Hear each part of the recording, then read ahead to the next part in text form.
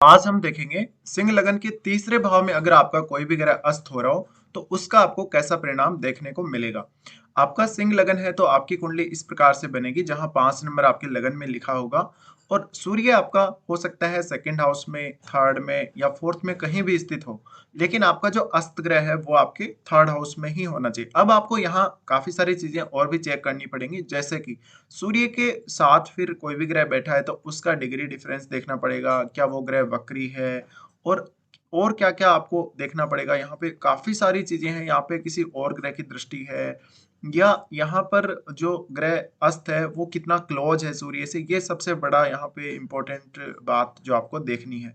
अब यहाँ पे क्योंकि सूर्य फिर आपका सेकंड हाउस में है लेकिन जो आपका अस्त ग्रह है वो थर्ड में है, तो वहां पे कितना क्लोज है वो, अगर सूर्य आपका फोर्थ में भी आ जाता है तो मान लीजिए कोई ग्रह आपका अगर थर्ड हाउस में होकर अस्त हो रहा है तो यहाँ कितना डिग्री डिफरेंस आ रहा है। हम सबसे पहले लेंगे यहाँ शनि को और उसके बाद हम सारे ग्रहों के बारे में भी चर्चा करेंगे। सबसे पहले अगर हम बात करें, आपका शनि अगर यहाँ आपके थर्ड हाउस में हो और सूर्य के द्वारा अस्त हो रहा हो तो यहाँ इसका कैसा परिणाम देखने को मिलेगा। देखिए, सूर्य यहाँ नीच का हो जाता है तुला राशि में और आपका वो लग्नेश है। हालांकि लग्नेश नीच का हो रहा है लेकिन आपका जो शनि है वो यहाँ उच्च की स्थिति में आ जाता है।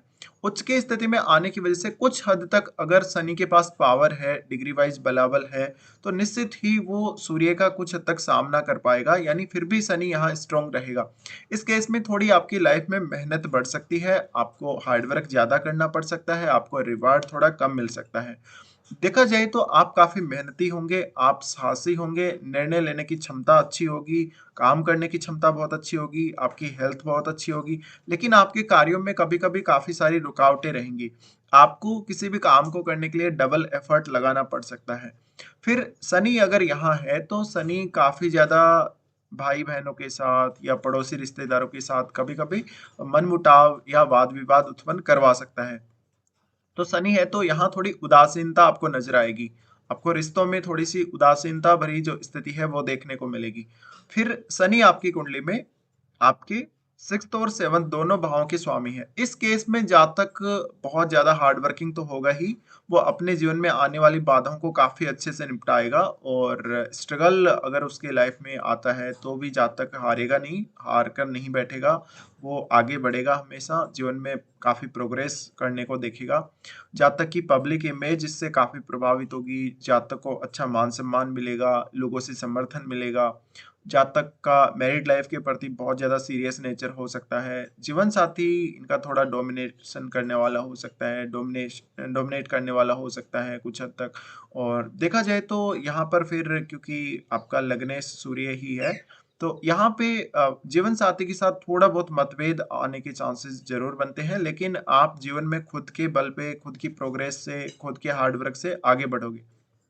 इसके अलावा आपकी लाइफ में आपने अगर कर्जा लिया हो, कुछ हेल्थ का इश्यू हो या कोई कंपटीशन वगैरह फाइट करना हो, उन सब मामलों में रिजल्ट बहुत ही अच्छे हो जाते हैं।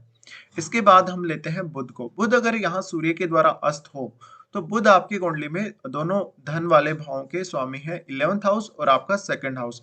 इस केस में यहाँ बुध का अस्त होना हम ये मानेंगे कि कुछ हद तक कम्युनिकेशन में काफी बेटर रिजल्ट देगा। आप थोड़े जिद्दी नजर आएंगे, कम्युनिकेशन आपका बहुत अच्छा होगा, आप अपने खुद के हार्डवर्क से, खुद की मेहनत से पैसे कमाएंगे लाइफ में। आप हमेशा अपने पैसे की बहुत अच्छी केयर करेंगे, आप में मैनेजमेंट की अच्छी स्किल होगी, आप में काम करने की, बोलने की क्षमता बहुत अच्छी होगी। फिर भी भले ही सूर्य यहाँ नीच का हो रहा हो लेकिन बुध अगर अस्त है तो निश्चित रूप से आपको इन दोनों भाव जो कि 11th हाउस और सेकंड हाउस, इनसे संबंधित रिजल्ट में यहाँ काफी सपोर्ट मिलेगा आप लोगों को। फिर अगर बुध अस्त है तो इससे आपका कम्युनिकेशन थोड़ा ज्यादा प्रभावी हो जाता है, आप में वो एक जिद आ जाती है, वो एक सूर्य का प्रभाव जो कि काफी अच्छा आपको देखने को मिलेगा यहाँ पर। तो हम ये मान सकते हैं बुध अस्त होते हुए भी यहाँ पर आपको कुछ हद तक बेटर रिजल्ट देगा और ये आपकी ओवरऑल जो सीखने की क्षमता है, काम करने की क्षमता है, आपकी मानसिक क्षमता है, इन सबको काफी बढ़ाता है। इसके बाद हम देखते हैं यहाँ पर मंगल को। मंगल अगर आपका अस्त हो रहा हो सूर्य के द्वारा तो मंगल की एनर्जी भी यहाँ पर आपको बढ़ती हुई देखने को मिलेगी और मंगल आपका फोर्थ लॉर्ड और आपका नाइन्थ लॉर्ड बनता है। इस केस में जातक बहुत ज्यादा जिद्दी होगा, हार्डवर्किंग होगा और काफी साहसी होगा, वो किसी बहुत बड़े पद पे हो सकता है, करियर पे बहुत ज़्यादा फ़ोकस करेगा, वो अपने एफ़र्ट पूरे लगाएगा, किसी भी प्रकार का टारगेट हो, उसके सामने टारगेट छोटा ही रहेगा। जातक अपने हार्ड वर्क से बहुत कुछ जीवन में हासिल करेगा, धन प्रॉपर्टी के मामले में उसकी स्थिति काफ़ी अच्छी रहेगी। उसके पारिवारिक सदस्यों का रोल भी उसकी लाइफ़ में बहुत ज़्यादा हो सकता है, जातक इवन काफ़ी ट्रैवल भी अपने जीवन में करेगा, उसको भाग्य भी काफ़ी ज़्यादा साथ देगा। लेकिन यहाँ अगर मंगल अस्त है तो भाइयों के साथ कुछ हद तक विवाद की संभावना बन जाती है। इसके अलावा जातक धन संपत्ति वाला बहुत ही रॉयल लाइफ जीने वाला होगा, अच्छी स्थिति होगी उसकी और उसकी रेपुटेशन काफ़ी अच्छी होगी। वो दोनों ही प्रकार से लाभ प्राप्त करेगा। अपने जो लोकल लोगों से भी समर्थन हासिल करेगा और अपने दूर के जो कॉन्टैक्ट हैं उनसे भी काफ़ी समर्थन हासिल करेगा। ऐसा व्यक्ति धन संपत्ति के मामले में काफ़ी लकी होगा, मेहनत जितनी करेगा उतना रिज़ल्ट उसको अवश्य मिलेगा। फिर हम लेते हैं बृहस्पति को। बृहस्पति अगर आपका अस्त हो, तो बृहस्पति देखिए आपकी कुंडली में वैसे पंचमेश और अष्टमेश है बृहस्पति और साथ में क्योंकि बृहस्पति तीसरे भाव में अगर अस्त है, तो ये आपकी संतान और आपकी एजुकेशन के लिए बहुत अच्छा हो जाएगा। बृहस्पति आपको एनालिसिस करने की या कुछ कल्पना शक्ति डेवलप करने की अच्छी क्षमता देगा। बृहस्पति के यहाँ होने से आपको एजुकेशन में बहुत ज़्यादा सपोर्ट मिलेगा। इवन आपकी हायर एजुकेशन में अभी आपको काफ़ी अच्छा सपोर्ट मिलेगा।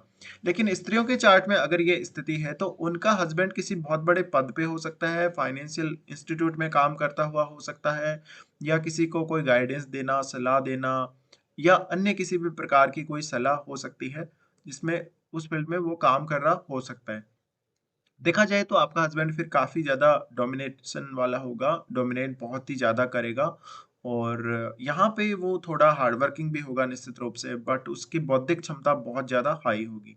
अब जुपिटर यहाँ आपको भाग्य से काफ़ी सपोर्ट दिलाएँगे, भाई-बहनों के साथ कुछ हद तक मतभेद सामने आ सकते हैं, लेकिन आपकी क्षमता बहुत ज़्यादा डेवलप होगी, मानसिक क्षमता तो डेवलप होगी ही होगी, आपकी शारीरिक क्षमताएँ भी काफ़ी अच्छे से डेवलप होंगी।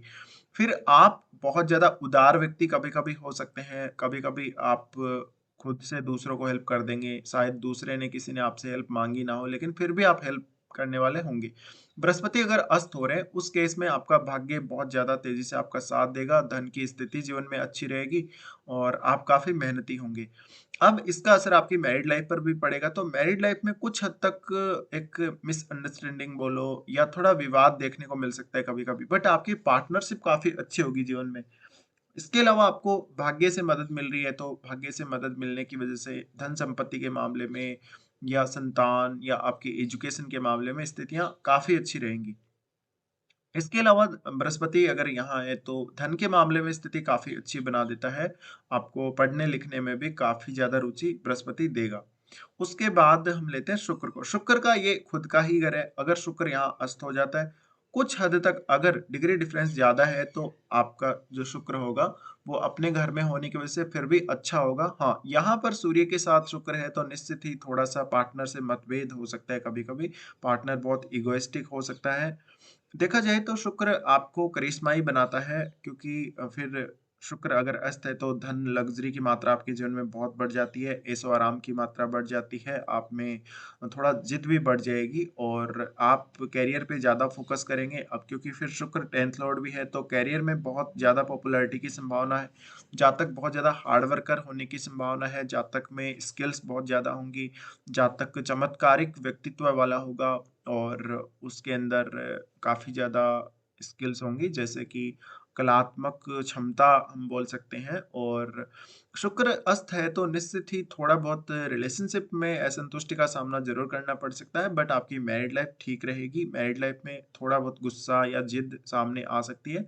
बाकी शुक्र का यहाँ अस्त होना आपके इंडिविजुअल रूप से काफ़ी अच्छा आपके लिए रहेगा, आपके प्रोफ़ेशन वाइज़, आपके करियर वाइज़ और ओवरऑल भी। उसके बाद हम देखते हैं चंद्रमा को। चंद्रमा अगर अस्त है सूर्य के द्वारा तो एक तो अनवांटेडली जो आपके कुछ दिक्कतें आती हैं लाइफ में जैसे कि कहीं कोई बड़ा खर्चा आ गया, कहीं कोई हेल्थ का इशू आ गया, वो आपके रुकेंगे।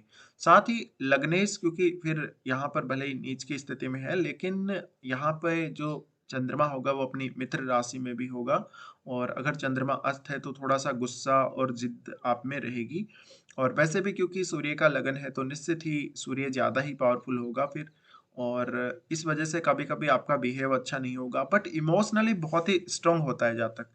जब भी ऐसी स्थिति बनती है, जब भी चंद्रमा अस्त होते हैं, जातक इमोशनली बहुत ज़्यादा स्ट्रांग होता है, खुद पर डिपेंड होता है, वो इमोशनली हर प्रकार का डिसीजन वो ले सकता है लाइफ में, किसी भी प्रकार की उसको कोई मेजर दिक्कत नहीं आती। फिर साथ में उसके अपने पिता और माता के साथ कुछ उसका स्पेशल कनेक्शन हो सकता है, दोनों से जातक को जीवन में काफ़ी लाभ होगा, जातक काफ़ी ट्रैवल भी करेगा, यात्राएँ भी बहुत ज़्यादा करेगा और उनसे भी जातक को काफ़ी लाभ प्राप्त होता है। तो ये कुछ परिणाम आप लोगों को देखने को मिलेंगे जब भी आपका इनमें से कोई ग्रह तीसरे भाव में अस्त हो रहा हो।